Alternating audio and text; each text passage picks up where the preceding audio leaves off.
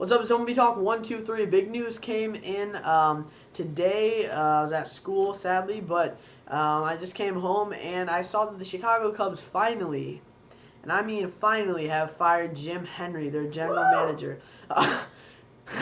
um, Jim Hendry has made some very bad contracts of late, and a few years ago, Carlos Zambrano. Anytime that you sign a hothead and not a very good teammate to a 5-year deal worth like $90 million, and this year is making $18 million alone, you know you're going to run some troubles. And you sign Alfonso Soriano, a 7-year deal, a guy who can't play defense in left field. I don't know why they even moved him from second to left field. He probably was bad defense there too. I'm not even sure. But anytime that you sign a 7-year deal to a guy like that, you're going to run into some trouble. And that being said, obviously, if you like the Cardinals, you're like, oh, well, what about Matt Holliday? I think overall Matt Holliday is a much more solid player than Alfonso Soriano. Obviously, Matt Holliday has a high leg kick, so he can get off timing and he'll go into these really bad streaks, but he'll still, every game, he'll still hit like a double, or he could hit a home run while he's in a slump. Because his high leg kick is so consistent, but that doesn't always work out. You know, he could be behind on a 98-mile-an-hour fastball when he's in a slump. But then all of a sudden, he makes contact and he hits a double. So you'll see when he's in a slump, sometimes he'll strike out 3 times a game, but he'll also hit a double. Or he'll still get RBIs or home runs and still have that power that he does because he is so powerful. He's so strong. So if he makes contact, he just rips the ball. But again, he strikes out a lot too when he's in slumps because of that high leg kick. He can get behind, his timing's off and all that. But when he is hot, there's not many hitters that you'd rather have on your team because this guy, he just hits the ball. And his batting average on plays, in balls and plays, when he's hot is just fantastic. Because, I mean, when you're hitting the ball every time you come up, you're going to have a very good average on balls and play. Because, you know, he's just ripping the ball right field, left field, you know, down the middle, everywhere. So, I would so much rather sign Matt Holliday to a 7-year deal than Alfonso Soriano to a 7-year deal. Unless Soriano is still a second baseman, then second basemen with that kind of power, you know, even if he's been struggling this year, obviously, with even those numbers that he's put up in kind of limited play. He's played a lot, but not as, you know, starting every day. That would still be worth some money. Definitely not, you know, $20 million what they're paying him, but, you know, definitely worth something if he was still a second baseman. That being said, with that bad defense in left field, and Matt Holliday doesn't have great defense either, but, you know, he has average defense. Alfonso Soriano's looked dumb on many times. And then, you know, he signs Kosuke Fukudome, who probably is one of the most overrated players in baseball. Not anymore, because I don't think he has that much respect as being an overrated player. But he definitely did when he came up. I mean, I don't know what they scouted him and what they thought he could be at the Major League and not Japan, but they gave him this, you know, 3-year, big money contract, and the first game he hit a home run. Everyone's freaking out. They think he's going to be like the next Ichiro, but he has power too. It's just like amazing combo. They don't know how good he's gonna be. You know, it's this whole like Japanese players. I don't know why they get this whole from American fans. They just think that they're all going to be all-stars. And you know, there's some that are very good, yes, and you know they have good systems in Japan to learn the game of baseball and fundamentals. But not every player that is highly touted, like scouted well, and you know they really believe in him to give him a 3-year. Like $10 million each year contract. Not all those players from Japan are just going to be all-stars. And Jim Hendry just kind of jumped the gun and signed him to a 3-year deal with like $10 million each year or something crazy. And he just underperformed so much. The first year he had a pretty good year. Definitely not worth, you know, the money they're paying him though. And then I think they're expecting him to just like, okay, get the first year in the major leagues out of your belt. You know, second year he'll really go to his potential. And he didn't. And then the third year, you know, he hasn't even started every game. And if Tyler Colvin was hitting better than 100 and was hitting like he was last year, he would barely start. He would just be filling in. So now he was traded to the Indians. The Cubs got, you know, I think 1 or 2 minor league prospects, I think. Not a huge deal there, but I think he's going to help the Indians. The first couple games he struggled, but he's back kind of in that groove. He's comfortable with the Indians. And, you know, it's a lot better when you're playing for a team that's, you know, fighting for the playoffs. And he's actually done some pretty good things for the Indians. So, good move there. Indians didn't get Ryan Ludwig. Good deal on that because they don't need him. You know, I don't get why they keep feeling like they need to add outfield bats. Why would you get Ryan Ludwig and Kosuke Fukudome two guys that have really been overrated the last year. And, I made that one video on the Pirates acquiring Ryan Ludwig. I was all really high on him because he was such a great player with St. Louis. I mean, he really was. He's a good teammate, and he had like 30-plus bombs, almost 2 years in a row. So, for him to just kind of get traded and just like drop his stock so low. I mean, he was still driving in runs this year, no doubt about it, but his average is just so low. And it's not, I don't think it's just because he was playing in Petco Park, because he has struggled a lot since he became a Pirate too, so who knows. But again, he's made some really bad contracts, obviously have hurt the team. And even the Matt Garza trade, Matt Garza's had a solid year. I think people underestimate how he's been very solid for the Cubs this year. But when you're playing for a team that's 10 to 15 games under 500, it's hard to win. He had like a streak of 5 or 6 quality starts in a row, maybe even 7. And he didn't. I don't even know if he got a win out of all those quality starts. He went like in the 7th inning or something. He'll have a quality start. He won't get a win. Well, why? Because he's playing for the Chicago Cubs, and that was when they were really bad.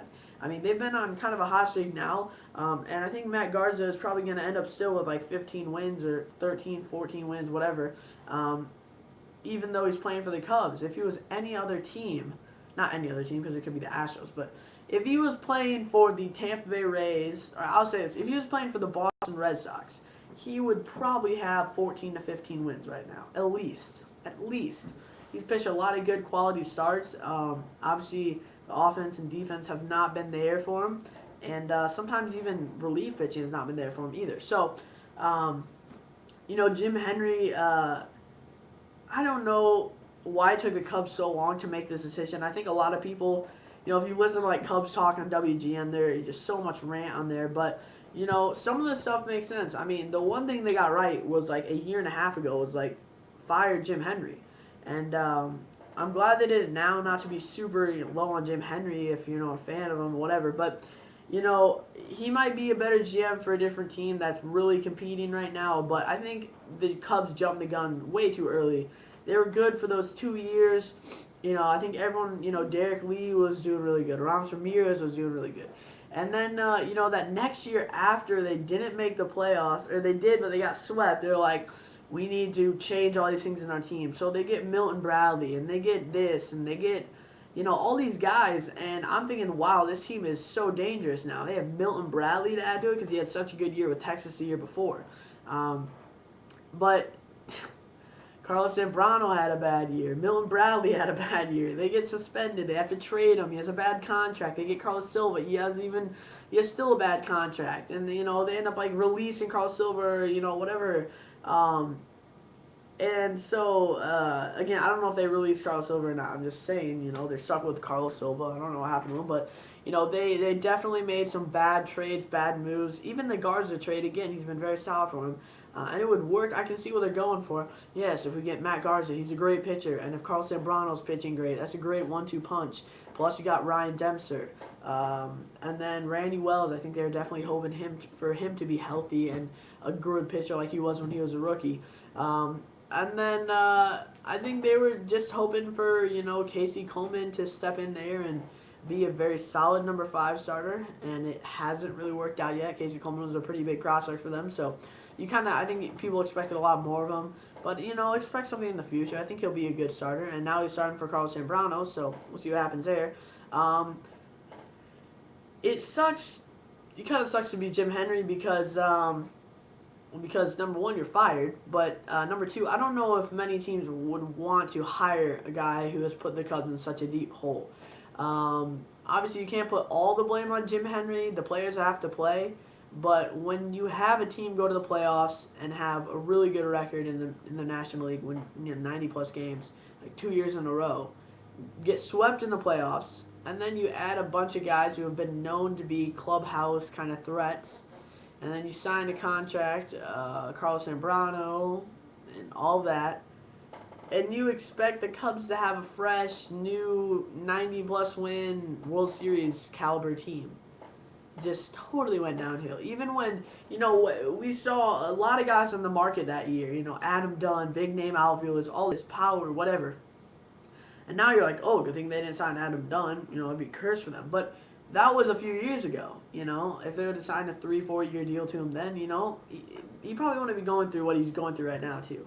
I don't know what he's going through right now, but I would assume if he was a Cub for a long term, I doubt he would be going on this bad a slump. But anyway, if they would have signed a guy like Adam Dunn instead of, Milton Bradley was just kind of like, no one would expect them to sign Milton Bradley. Obviously, he is a good guy out there to get because he had such a good year with Texas. But other than that, he hasn't had too many solid years. He had some solid years, not all-star years. And I think they were just hoping for him to be batting average threat, like he was the year before, just kind of an all-around player like he was for Texas the year before. And it didn't work out, and the clubhouse part just didn't work out at all. He gets suspended. All the fans hate him. They're chanting, booing him. He had to wear the freaking earplugs or whatever. And Carlos Zambrano freaks out. And then this year talking about his team being a AAA team. I was like, you can't talk about your team being a AAA team when you're going out there pitching 5 innings and giving up 5 runs. That sounds like someone who just came up from AAA. A decent start. Not even decent. That was a pretty bad start. So you can't complain about that, and then you can't walk on this team. So Jim Hendry, I think this is a good move for the Cubs. I don't know exactly who they're going to hire. I know if you want to find out a list of GM candidates, go to I think it's MLB Trade Room or something, and they have a list. Every time a GM candidate comes up, they'll have something about them. The other day was Al Avila, if you know the catcher, Alex. He's been having a fantastic year this year. Started for the American League this year, the All-Star game. His dad. But, again, the Ricketts family wants a new, fresh direction, and they released him today. So, good move for the Cubs. I would expect some salary being shut off. But I would also expect them to re-sign a guy like Carlos Pena in the offseason. They're going to have a lot of work to the offseason to kind of rebuild this team. I do not expect them to give up for next year, though. I fully expect them to go out there, and I would assume the Cubs will think that they can compete next year with Garza, with a few others, sign back, whatever, get a starting pitcher. Whatever their plans are, I feel like they will be a lot better next year than they are this year, especially with an infield. If Ramirez is still there next year, of Aramis Ramirez, Starlin Castro, Darwin Barney, and if Carlos Pena is there, that's a pretty good infield. Then you got the outfield. You have Bird, who's very solid, by the way. You have Colvin, if he can hit 20 home runs again like he did a few years ago. And then left field, you're still stuck with Soriano, but expect to see a lot of young guys in there, too, like they have this year. Campana, I'm not sure if he's left field or not. But, they got a lot of young guys. They have a pretty good farm system. Not fantastic, but pretty good. I don't think they had that great of a draft this year, but it was decent. The big thing was they signed their first-round pick, Baez. Projected pretty projectable shortstop there. So, good pick for the Cubs this year. But, Jim Hendry, I wish him the best, but obviously it wasn't that good of a tenure with the Cubs. He made some bad contract decisions, some obvious names to go after and get. He didn't, and he chose to go after a guy like Milton Bradley. Definitely some clubhouse problems with the guys that he picked, and just team chemistry has not worked. Going into the season, Mike Quaddy, and then another manager pick-wise. I know it's not just him who picks a manager, but Mike Quaddy, I don't think is... it sounded pretty good to have Quaddy at first, especially because he led the Cubs pretty well last year. When I saw they were just going to keep him, I was expecting them to get a different manager out there. There's a lot of them. I mean, really. But not as many choices they probably wish because all the managers retiring last year. You have the Dodgers, you have the Braves. They're all wanting managers. And some of them just went with the next in line guy. But I think it's smart if you go a guy outside of the organization to come in there. And Quaddy's a better coach, really. I just don't think he can handle the everyday and every day out of managing the club. He definitely looks more like a coach. But again, wish Jim Hendry the best. Obviously, some of the decisions didn't work out. We'll see what happens next year with the Cubs. I expect a pretty good GM to come in there. They definitely need one. A fresh start and probably a pretty good offseason for the Cubs, actually. But again, yeah, Jim Hendry out of the picture for the Cubs. General manager fired today. All right, thanks for watching. I'll be Talk 1, 2, 3.